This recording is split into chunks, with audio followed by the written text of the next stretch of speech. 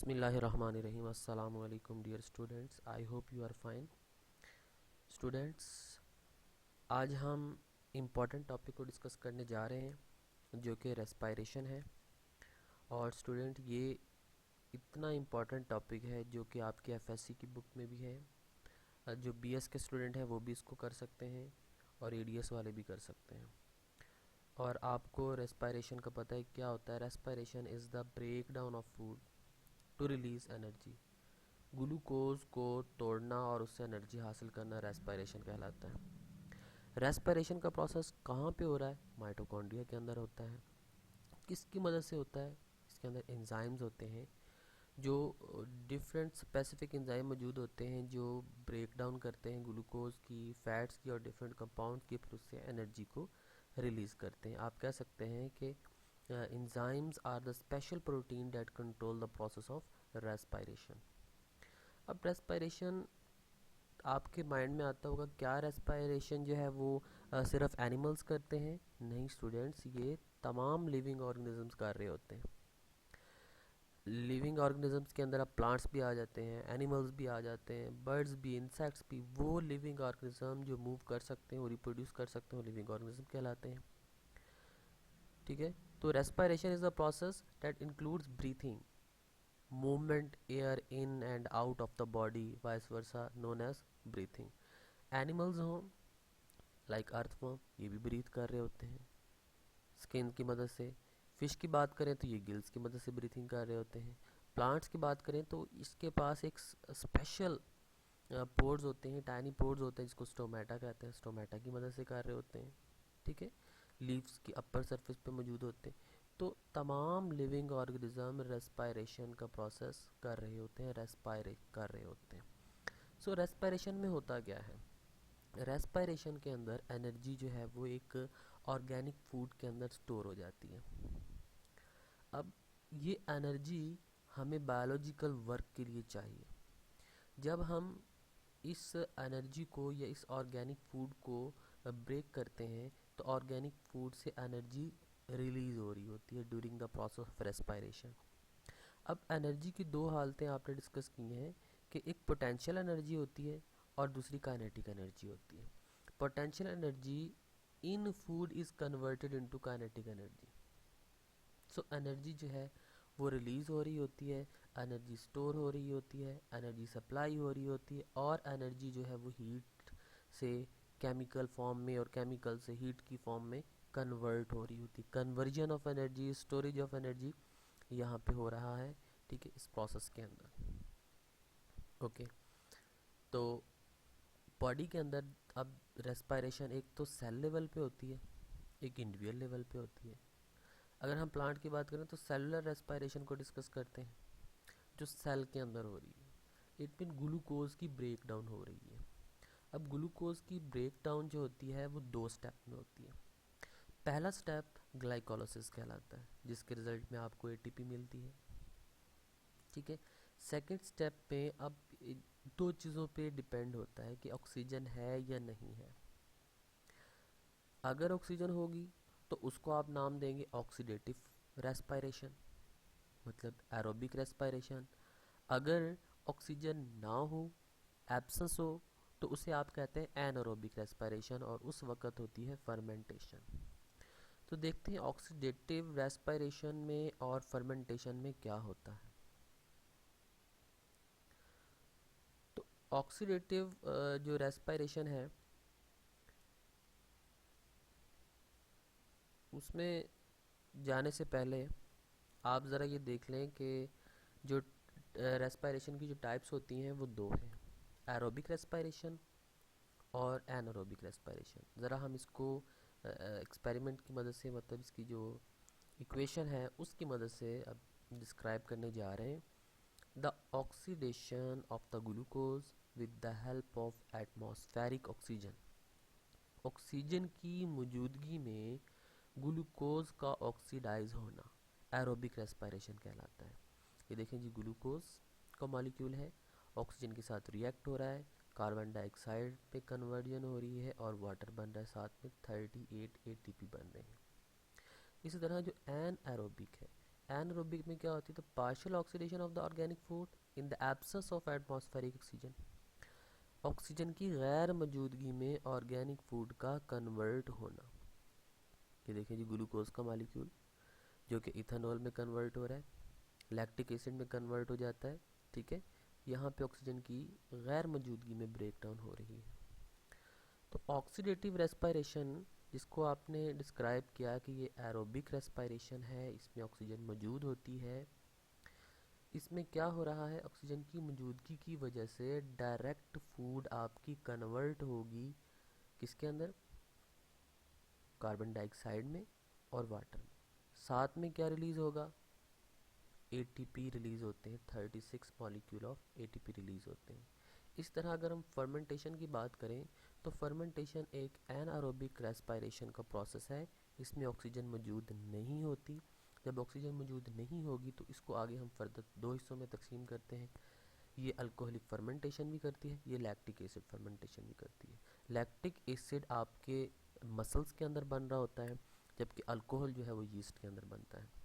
Muscles के अंदर ये होता है कि सम टाइम जब आप बहुत ज़्यादा एक्सरसाइज कर रहे हैं, हार्ड एक्सरसाइज कर रहे हैं, हार्ड एक्सरसाइज करने की वजह से डिमांड ऑक्सीजन की बढ़ जाती है, ऑक्सीजन मिलती नहीं है, जिसकी वजह से लैक्टिक एसिड में ग्लूकोज जो है वो कन्वर्ट हो जाती है मसल्स के अंदर। फिर जैसे ऑक्सीजन मिलती है वो दोबारा अपनी नॉर्मल पोजीशन पे आ जाती है। तो जबकि अल्कोहलिक फर्मेंटेशन जो शराब वगैरह बनाए जाते हैं, इथाइल अल्कोहल, मिथानॉल, ये तमाम चीज़ें कब बनती हैं, फर्मेंटेशन की मदद से बनती हैं। और फर्मेंटेशन का प्रोसेस आपने बड़ी डिटेल में डिस्कस किया हुआ है कि एक फर्मेंटर मशीन होती है, उसके अंदर भी हम इसको तैयार कर सकते हैं क्योंकि वो पैक होती है, वहाँ पे ऑक्सीजन नहीं होती। एरोबिक और एनारोबिक रेस्पायरेशन में फ़र्क क्या होता है, ये भी आपको अच्छे से पता है कि जो एरोबिक होते हैं ऐसे प्रोसेस जिनको ऑक्सीजन की ज़रूरत होती है, जबकि एनारोबिक ऐसे प्रोसेस जिसमें ऑक्सीजन मौजूद ना हो। एरोबिक रेस्पायरेशन में जो रेस्पायरेटरी सबस्ट्रेट होते हैं लाइक कार्बोहाइड्रेट्स, प्रोटीन्स, फैट्स वगैरह, वो मुकम्मल तौर पे ऑक्सीडाइज हो जाते हैं। लेकिन एनारोबिक में रेस्पायरेटरी सबस्ट्रेट इनकम्प्लीट या पार्शियल ऑक्सीडाइज होंगे। जबकि एरोबिक रेस्पायरेशन के अंदर जो एंड प्रोडक्ट होती है वो कार्बन डाइऑक्साइड और वाटर है। एनारोबिक रेस्पायरेशन में जो एंड प्रोडक्ट है वो इथाइल अल्कोहल और कार्बन डाइऑक्साइड है। अगर हम एरोबिक में देखें कि जो गैसेस का एक्सचेंज हो रहा है वो एक इन्वायरमेंट और ऑर्गेनिज्म के दरमियान में होता है, लेकिन एरोबिक के अंदर कोई इस किस्म के इन्वायरमेंट या ऑर्गेनिजम्स का रिलेशन नहीं होता, इनके दरमियान में गैसेस एक्सचेंज नहीं हो रहा, ठीक है। और इसके अंदर अगर हम एरोबिक में बात करें तो metabolic water is form, water बनता है, यहाँ पे देखें वाटर बन रहा है। बट एनाबॉलिक प्रोसेस के अंदर, एनारोबिक रेस्पायरेशन के अंदर वाटर नहीं बन रहा होता। अब ये कहाँ कहाँ पे हो रहे हैं, याद रखिएगा, शुरू में ये साइटोप्लाज्म के अंदर होते हैं, लेकिन बाद में माइटोकॉन्ड्रिया के अंदर होंगे एरोबिक रेस्पायरेशन। लेकिन अगर हम एनारोबिक की बात करें तो ये सिर्फ और सिर्फ साइटोप्लाज्म के अंदर होते हैं। एरोबिक रेस्पायरेशन में ओवरऑल 38 एटीपी बनते हैं, एनारोबिक के अंदर 2 एटीपी बन रहे होते हैं। एरोबिक के अंदर इलेक्ट्रॉन ट्रांसपोर्ट चेन होती है, क्रैब साइकिल्स होते हैं, लेकिन एनारोबिक रेस्पायरेशन के अंदर इलेक्ट्रॉन ट्रांसपोर्ट चेन नहीं बनती, उसके लिए ज़रूरत ही नहीं है। और जो एरोबिक रेस्पायरेशन है ये थ्रू आउट लाइफ प्लांट्स और एनिमल्स में हो रही है, लेकिन एनारोबिक रेस्पायरेशन जो है ये टेम्परेरी होती है, शॉर्ट लिव्ड होती है, थोड़े वक्त के लिए होती है। स्पेशली ये माइक्रो ऑर्गेनिजम्स के अंदर हो रही होती है, उस वक्त होती है जब ऑक्सीजन नहीं होती, ऑक्सीजन की कमी होती। सो रेस्पायरेटरी सबस्ट्रेट कौन कौन से होते हैं, जिक्र हो चुका है कि रेस्पायरेटरी सबस्ट्रेट वो ऑर्गेनिक सबस्ट्रेट हैं जो ड्यूरिंग सेलुलर रेस्पायरेशन ऑक्सीडाइज होते हैं और उनसे एनर्जी रिलीज होती है। कौन कौन से हैं जी, कार्बोहाइड्रेट्स हैं, फैट्स हैं, प्रोटीन्स हैं। कार्बोहाइड्रेट्स की फिर आगे further types glucose, fructose, starch, glycogen, sucrose वगैरह। फैट्स के भी आगे जब कार्बोहाइड्रेट्स जो हैं वो बर्न होते हैं, फैट्स जो हैं उसमें फिर एक बेहतरीन सोर्स होता है। ज़ाहिर है कार्बोहाइड्रेट जब डाइजेस्ट हो गए तो फैट्स ने डाइजेस्ट होना है, देन प्रोटीन, तमाम चीज़ें जो हैं ये क्या हैं, रेस्पायरेटरी सबस्ट्रेट हैं जिनको ब्रेक करने से एनर्जी रिलीज़ हो रही है। सो एनर्जी की याद रखिएगा। अब एनर्जी रिलीज़ किस फॉर्म में हुई है?